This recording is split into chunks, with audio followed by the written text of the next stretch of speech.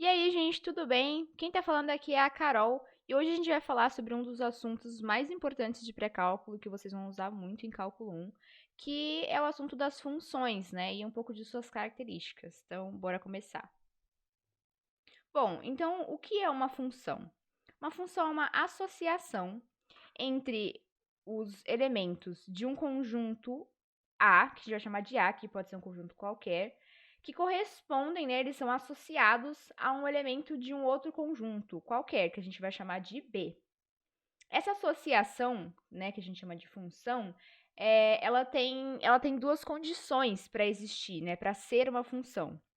Quais são elas? A primeira é de que todo elemento do conjunto A tem que ter uma correspondência nesse conjunto B. Todos os elementos, não pode ter nenhum faltando. E a segunda condição é de que, se um elemento de A corresponde a um de B, esse aqui tem que ser único, ou seja, todo elemento de A tem que corresponder a um único elemento de B. Então, vamos fazer aqui um teste para ver se está funcionando, né? Bom, primeiro aqui, todos os de A estão sendo correspondidos e cada um está correspondendo a um único elemento. Então, beleza, é uma função. Nesse caso, todos também estão correspondendo e cada um somente a um, né? Aqui a gente tem dois elementos que correspondem ao mesmo, mas tudo bem, porque a nossa condição é só que corresponda a um único. Então, também é uma função. Agora, nesse caso, a gente já vê um problema aqui em que existe um elemento que não tem correspondência nesse outro conjunto, então já existe um problema. E o segundo problema é que esse elemento está correspondendo a dois elementos do outro conjunto. Então também não pode. Então, nesse último caso aqui, não é uma função, porque não corresponde, não segue nenhuma das duas condições que a gente estabeleceu para ser uma função. Bom, falando um pouco sobre a representação de uma função, a que a gente mais usa é falando que f ela é uma função que vai de um conjunto A para um conjunto B. E a gente vai chamar aqui os nossos elementos de x1, x2, x3 e no conjunto A, e de y1, y2 e y3 do conjunto B. Quando a gente fala dessa função, a gente vai falar que a função do x1 corresponde ao y1, que é exatamente o que a gente tem aqui, né? O x1 passa pela nossa função e associa ao y1. Pelo x2 a mesma coisa e o x3 a mesma coisa. Agora, quem são os nossos x e y, né? Os nossos símbolos? Bom, primeiramente vamos falar de x. A gente vai chamar ele de variável, porque o x ele é qualquer elemento de A. Então, você pode pegar qualquer valor que você quiser que esteja nesse conjunto. Ele varia, né? E ela é independente, porque é o que eu falei, você pode pegar um valor aleatório dentro desse conjunto, não está dependendo de ninguém, você que escolhe. Agora, o nosso y, que também é variável, porque ele vai depender do nosso x, né? A cada x vai ter um y diferente, então ele varia também. Ele é uma variável dependente, justamente porque eu acabei de falar, né? Ele depende do valor de x. Então, você não pode escolher só um valor de y qualquer, ele vai depender do valor de x que você escolheu. Então, a gente tem para o x1, esse valor de y1. Para o x2, esse valor de y2, né? Ele é dependente do nosso x. Bom, então agora a gente vai falar um pouco sobre o grafo da nossa função, que é um outro jeito da gente representar ela, né?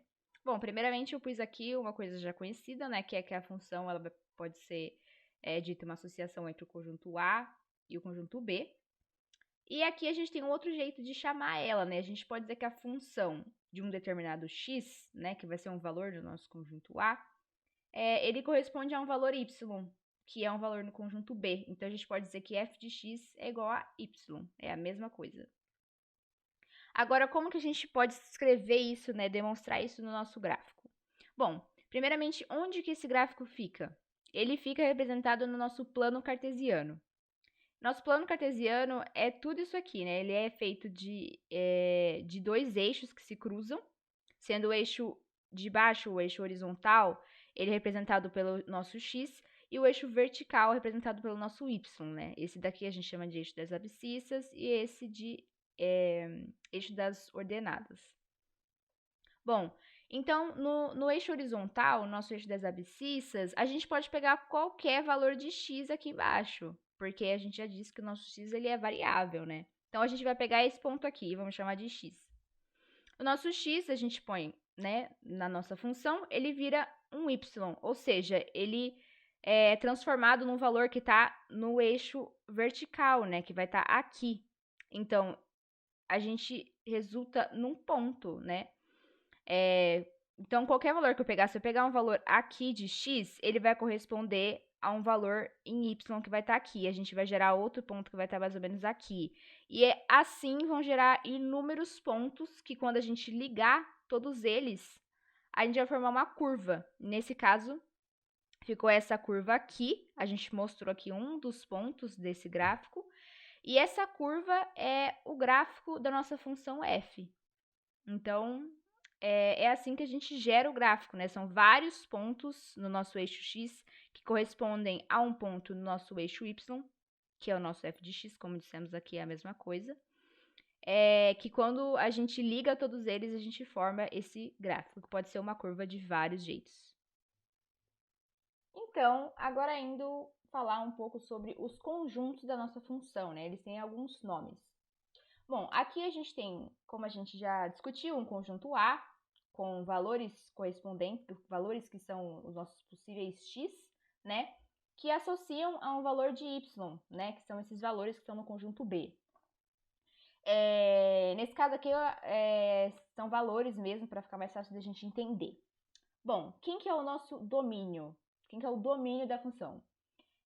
O domínio, ele é todo o nosso conjunto A, ou seja, ele é o conjunto de todos os valores que x pode assumir. Então, nesse caso, o nosso conjunto A, como a gente pode ver aqui, ó, o domínio a gente representa dessa forma, o domínio da função, ele é o -1, o 0, o 2, o 3 e o 4, porque são todos os valores que o nosso x pode assumir aqui nesse conjunto, certo?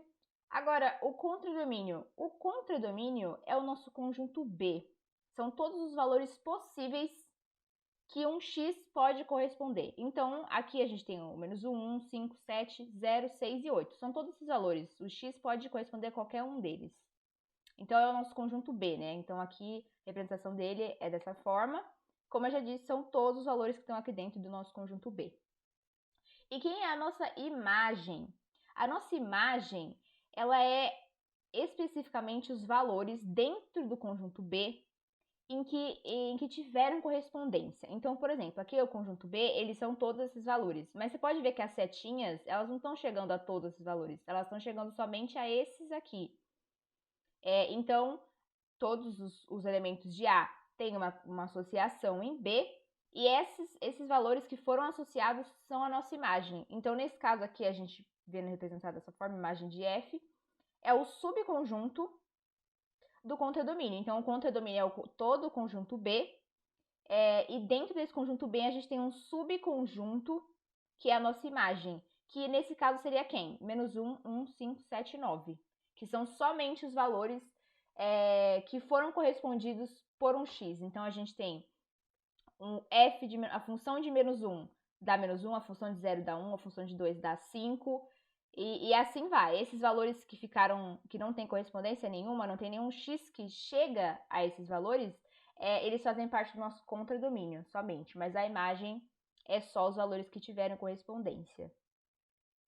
Bom, então agora a gente vai fazer alguns exemplos, tanto de funções quanto dos conjuntos, para a gente consolidar um pouco o que foi falado, né?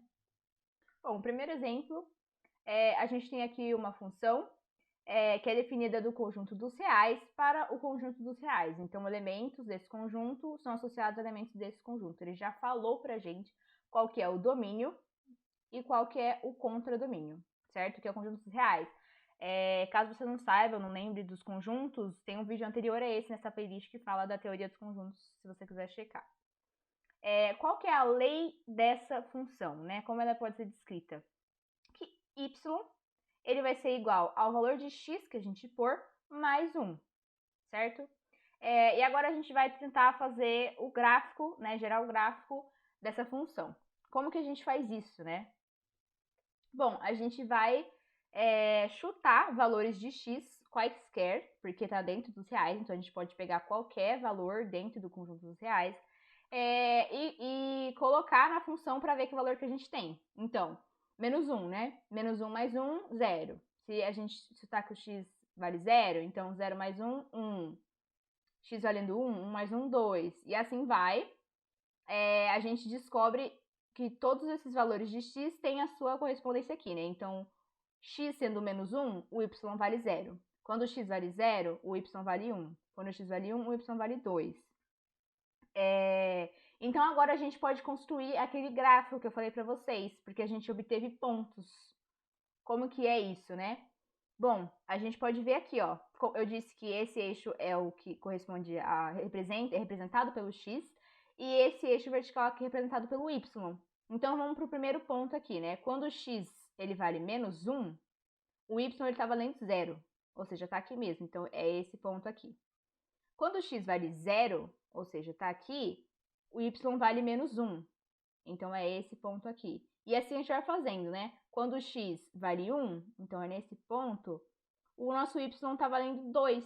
Então, a gente chega nesse ponto aqui. E assim a gente foi fazendo todos os pontos, né? Pega o representante de x no eixo do x, representante dele no eixo y, que é depois que a gente coloca ele na função, e a gente obtém esse ponto, né? Essa coordenada no nosso plano cartesiano.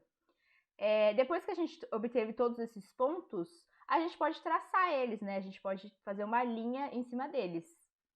E ela fica assim, né? Então, essa é a curva, a linha que representa a nossa função, que é essa daqui, né? Que foi pedida pra gente, que é y igual a x mais 1. Então, esse é o gráfico dessa função. Então, é assim que a gente monta o gráfico, né? A gente vai escolher valores de x que estão dentro do nosso domínio e ver os correspondentes e colocar esses pontos no nosso gráfico. Bom, então agora vamos passar para o próximo exemplo. Bom, aqui a gente tem essa função, que a lei dela é raiz de x mais 4. E o que essa função diz para nós, né? Ela diz que existe um conjunto A e elementos desse conjunto estão associados a elementos de um conjunto dos reais. Então, aqui ele nos diz qual é o contradomínio, que é o conjunto dos reais, mas ele não nos diz qual é o domínio dessa função, que é justamente a pergunta, né? Qual o domínio dessa função? Então, vamos lá. O que a gente precisa fazer para a gente descobrir o domínio? Bom, lembrando que o domínio, ele é um conjunto de valores que o x pode assumir, certo? Então, a gente vai ter que verificar isso. Quais são as restrições desse x? E para a gente saber isso, a gente tem que lembrar um pouco do que eu falei no começo do vídeo, né? Que a função, para ser uma função, é que ela tem uma condição, tem duas condições, né? Mas uma delas é que todo valor de x precisa ter um valor correspondente f de x, né? Ou um y. Então, é isso que a gente vai verificar. Quais os valores de x que eu posso pôr? Eu posso pôr todos os valores negativos, todos os positivos? Será que o meu domínio é o conjunto dos reais? Eu posso pôr qualquer valor ali que está dentro dos reais? Será que o meu domínio é o conjunto dos números inteiros? Então, eu posso pôr qualquer inteiro aqui no lugar do x? É isso que a gente vai verificar. Bom, então, o que a gente pode perceber aqui é o seguinte. Se eu pôr um número positivo aqui, vamos pensar no 4. 4 mais 4 dá raiz de 8. Raiz de 8 está dentro, né? Raiz de 8, no caso, se torna o meu f de x, meu y. Então, tá dentro do conjunto dos reais, então tá beleza. Se eu pôr o 0, 0 mais 4 dá 4, raiz de 4 dá 2, então o nosso y correspondente também tá dentro dos conjuntos reais, tá beleza. E se eu pôr um número negativo, se eu pôr um menos 9? Menos 9 mais 4, menos 5. Raiz de menos 5 não tá no conjunto dos reais. Ou seja, é um f de x que não pode ser, não existe, ele não pode ter, porque a gente já falou que o contradomínio é o conjunto dos reais, então tem que estar aqui dentro os valores de y. Então, a gente consegue verificar isso, né? Não existe raiz quadrada de números negativos no conjunto dos reais, que foi o que eu acabei de falar. Então, a gente pode ver que o x mais 4, que é o que está dentro da raiz, sempre tem que ser maior ou igual a zero, porque raiz de zero dá zero, né? Caso o x mais 4 dê zero, tá tudo bem, porque zero está dentro do conjunto dos reais. Então, como a gente vê que x mais 4 sempre tem que ser maior ou igual a zero, a gente percebe que o x sempre tem que ser maior ou igual que menos 4, né? Se o x for menos 5, menos 6, menos 7, qualquer número menor que menos 4, a gente vai dar uma raiz negativa e não vai poder ser uma função, porque vão ter valores de x que não tem um valor correspondente dentro dos reais, dentro do contradomínio. Então, ele não vai ser uma função, e não é isso que a gente quer que isso aqui seja considerado uma função. Então, a gente pode concluir que qual que é o domínio? Quem tem que ser os valores de x para que isso seja uma função? Tem que ser os x pertencentes ao domínio dos reais, tal que, esse aqui é o tal que, esse traço aqui, o x sempre seja maior ou igual que menos 4, que é o que a gente acabou de concluir. Então, esse é o domínio, esses são os valores que o x pode assumir para isso aqui ser uma função. Então, qualquer valor, se eu pegar menos 4, menos 3, menos 2, 0, 1.500, 2.000, qualquer valor que seja maior ou igual a menos 4, eu sei que o resultado disso vai estar dentro do nosso contradomínio. Então, qualquer valor de x vai ter um correspondente. Então, isso aqui consegue ser uma função e cumprir todas as condições, né? Então, bora para o próximo exemplo. Bom, agora, nesse exemplo, a gente tem uma função que é x ao quadrado, e a gente já sabe que o domínio é o conjunto dos reais e o contradomínio também é o conjunto dos reais. Agora a pergunta é, qual a imagem dessa função? Bom, só lembrando que a imagem é um subconjunto dentro do contradomínio que tem todos os valores de y que estão associados a um x. Então, a gente tem que ver agora quais são as restrições desse y. Quem ele vai ser? Qual conjunto? O subconjunto, no caso, que ele vai ser. Então, o que a gente pode pensar? Vamos começar a chutar valores para o x, né? Para ver o que dá aqui no y. Porque a gente sabe que o y é dependente do x, não tem muito o que fazer. Então, 2 ao quadrado dá 4. Beleza, é um número positivo. Sei lá, 7 ao quadrado, 49. Beleza, número positivo. 0 ao quadrado, 0. Também, ok. A gente pode ir testando, assim, né? Menos 7 ao quadrado dá 49. Menos 6 ao quadrado, 9. Bom, mas parece, a gente consegue começar a ver um padrão aqui, né? Qualquer valor, eu tô pegando só números inteiros, mas poderia ser números quebrados, frações, raízes, né? Tá tudo dentro dos reais, então tá tudo bem. Aqui a gente pode ver que qualquer valor que eu vou pondo no lugar de x, o y ele tá sendo sempre um número positivo, né? Então a gente pode pensar que a restrição dele é sempre ser um valor positivo.